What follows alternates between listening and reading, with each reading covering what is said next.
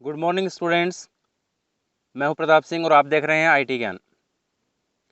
तो आज का हमारा जो टॉपिक है वो इनहेरिटेंस से रिलेटेड है। जब हमने स्टार्ट किया था ऑब्जेक्ट ओरिएंटेड प्रोग्रामिंग में, तो हमने उसकी कुछ विशेषताएं देखी थी, जिनमें से एक विशेषता इनहेरिटेंस भी होती है। और इनहेरिटेंस का इसका एक दूसरा नाम है जिसको रीयूजेबिलिटी भी कहा जाता है, मतलब पुनः उपयोगिता। तो देखिए, इनहेरिटेंस का मतलब वंशानुक्रम भी होता है, जिसमें एक पीढ़ी से, एक जनरेशन से विशेषताएं और दूसरी जनरेशन में जाती हैं। तो इस वीडियो में हम ये देखेंगे कि एक ऑब्जेक्ट ओरिएंटेड प्रोग्रामिंग के अंदर जब इनहेरिटेंस लागू किया जाता है तो क्या होता है उससे, और कौन कौन से प्रकार होते हैं इनहेरिटेंस के। ओके, तो आगे बढ़ने से पहले आप सभी से कहना चाहूँगा कि अभी तक जिन्होंने चैनल को सब्सक्राइब नहीं किया है वो सब्सक्राइब कीजिए, जिससे आपको लेटेस्ट अपडेट्स हैं वो प्राप्त हो सकें। तो चलिए आगे शुरू करते हैं। तो सबसे पहले बात करते हैं इनहेरिटेंस की जो परिभाषा है वो। तो किसी पहले से बनी हुई क्लास को आधार मानकर और उसकी विशेषताओं को ग्रहण कर नई क्लास बनाना इनहेरिटेंस से कहलाता है। कोई क्लास है, वो यदि पहले से बनी हुई है, मान लीजिए क्लास ए पहले से बनी हुई है, और इसको आधार मानकर अगर हम क्लास बी का निर्माण करते हैं तो ये इनहेरिटेंस कहलाएगा। इससे होगा क्या, क्लास ए के अंदर जो विशेषताएं हैं वो क्लास बी को प्राप्त हो जाएगी। यहाँ पर जो क्लास पहले से बनी हुई होती है, जैसे मान लीजिए यहाँ पर क्लास ए बनी हुई है पहले से, तो इसको हम सुपर क्लास या बेस क्लास या पेरेंट क्लास, ठीक है, तीनों में से कोई भी इसको बोल सकते हैं। सुपर क्लास भी बोल सकते हैं, बेस क्लास भी बोल सकते हैं और पेरेंट क्लास भी बोल सकते हैं। और जो क्लास बनती है, जो क्लास नई बनती है पहले वाले को आधार मानकर, तो अगर उसको हम सुपर कहें पहले से बनी वाली क्लास को, तो दूसरी जो बनेगी उसको हम कहेंगे सब क्लास, ठीक है। अगर हम इसको बेस क्लास कहें तो नई बनने वाली क्लास हो जाएगी हमारी डिराइव्ड क्लास। अगर हम पहले से बनी क्लास को पेरेंट क्लास कहें तो हमारी नई बनने वाली क्लास हो जाएगी चाइल्ड क्लास। और इनसे होगा क्या, जो क्लास पहले से बनी हुई है, देखो विशेषता का मतलब क्या होता है, किसी क्लास की विशेषता है उसके मेंबर फंक्शन, उसके डेटा मेंबर, ये सब होता है। तो यहाँ पर हम देखेंगे कि किस प्रकार और ये इनहेरिटेंस किया जाता है। तो इसका एक सिंटेक्स मैं बता रहा हूँ आपको। देखिए, मान लीजिए हमें कोई क्लास पहले से बनी हुई है, जैसे ए बनी हुई है, हमें बी बनानी है।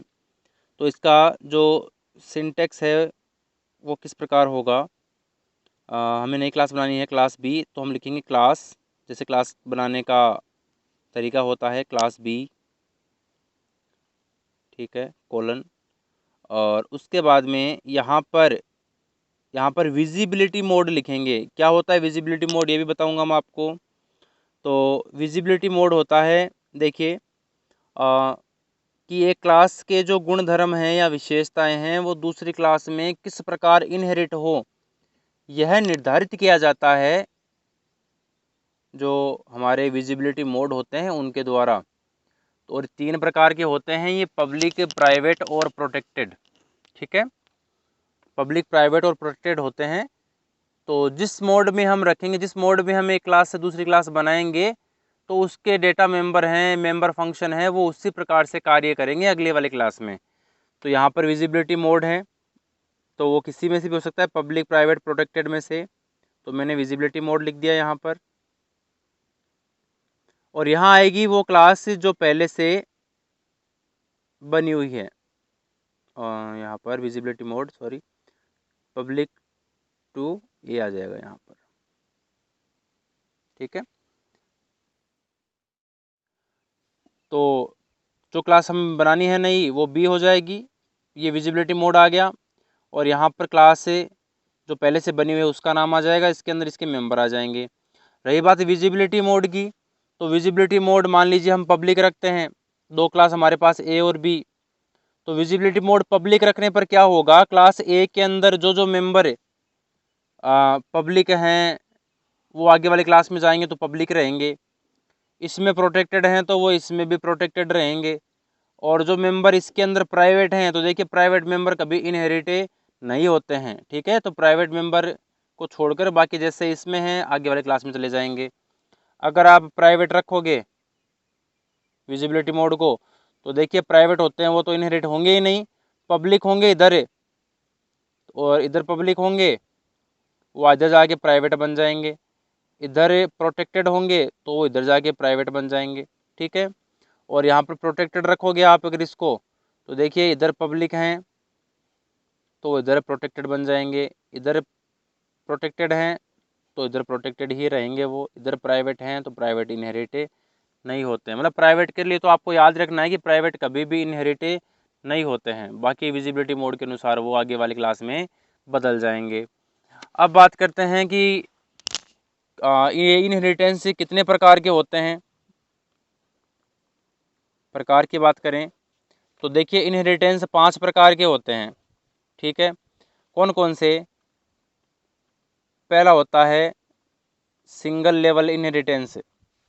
ठीक है, सिंगल लेवल इनहेरिटेंस में क्या होता है कि इसके अंदर एक तो होती है बेस क्लास और उससे बनती है एक डिराइव्ड क्लास। ठीक है, एक बेस क्लास है, जिस इनहेरिटेंस के अंदर एक बेस क्लास और एक डिराइव्ड क्लास हो उसको सिंगल लेवल इनहेरिटेंस कहा जाता है। दूसरे की अगर हम बात करें तो आता है मल्टी लेवल। तो मल्टी लेवल में क्या होता है, मल्टी लेवल में देखो मान लीजिए ए क्लास पहले से बनी हुई है, हमने इसके आधार पर बी बना रखी है और आप चाहते हो कि बी से भी आगे चलकर मैं इससे सी क्लास बना दूं, सी से डी बना दूं, डी से ई बना दूं।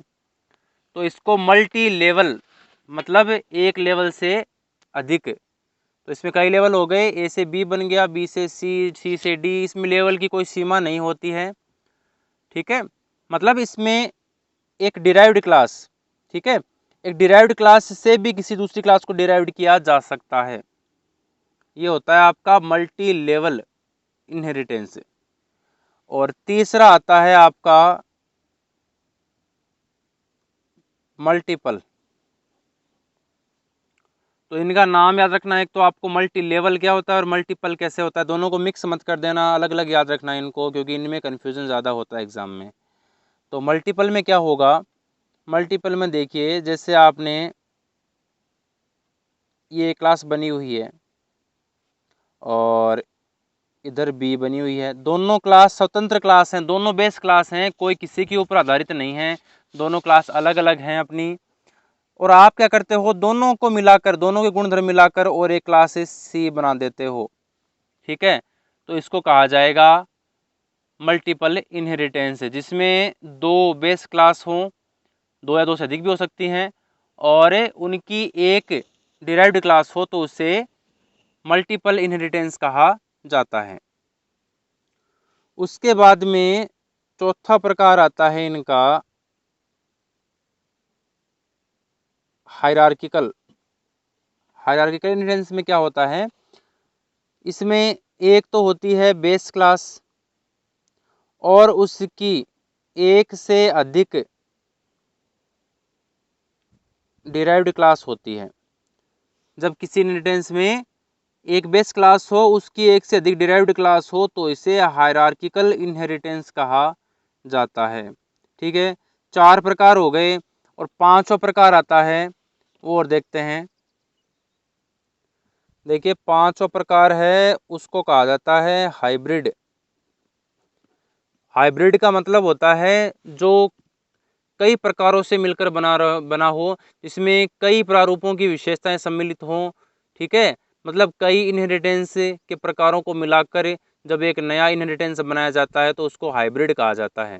ठीक है, तो देखिए जैसे मान लीजिए ये ए क्लास बनी हुई है और इधर ये बी बनी हुई है और इन दोनों से मिलकर हमने बना दी सी क्लास और सी से बाद बना दी हमने डी क्लास।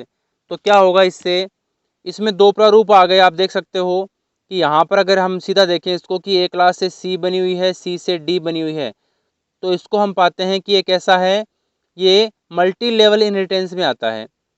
और जब हम देखें कि 2 बेस क्लास हैं यहाँ पर ए और बी, उनसे मिलकर सी बन रहा है, तो ये मल्टीपल में आता है। ठीक है, तो इस तरह जो प्रारूप बना हो उसको हाइब्रिड इनहेरिटेंस कहा जाता है। Thank you. अब इसमें आगे वाले जो वीडियोस हैं उनमें हम देखेंगे इन सब के बारे में, अलग अलग इनके एग्जांपल्स देखेंगे कि हर एक इनहेरिटेंस के बारे में और ज़्यादा डिटेल में पढ़ेंगे किस प्रकार ये कार्य करते हैं। Thank you.